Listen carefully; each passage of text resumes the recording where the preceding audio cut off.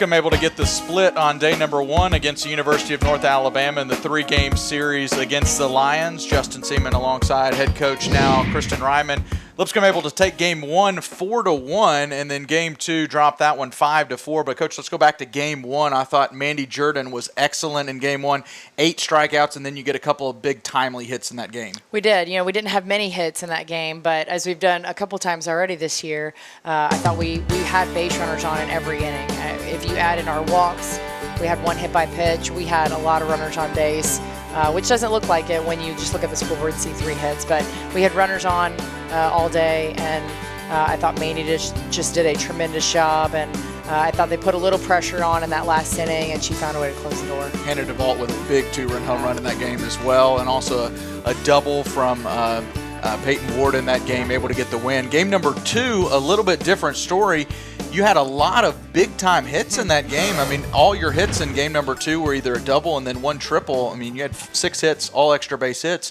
But it seemed like North Alabama, that every time you guys kind of got back in the game, they always answered. Yeah. And it was just a frustrating game because we did exactly that. I think we hit Garst about as well as anybody has all year. She's a good pitcher.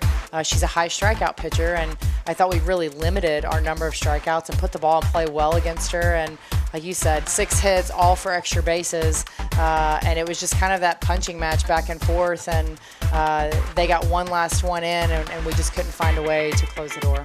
Well, tomorrow will be the final game of this 3-game series, the rubber match, a very important game. You want to get the series at home, get the win. You have to do anything different tomorrow? What are you going to be focused on tomorrow?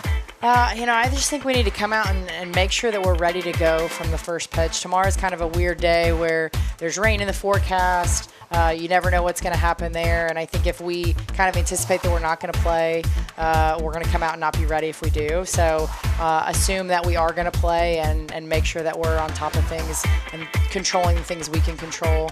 We've just got to come out and attack. And I think if we're truly locked in and focused, I think we can get a little more production out of the bottom of our order than we did today. But I love what we saw out of the top part in the middle. I love what we saw in other areas. We've just got to play a full, complete game.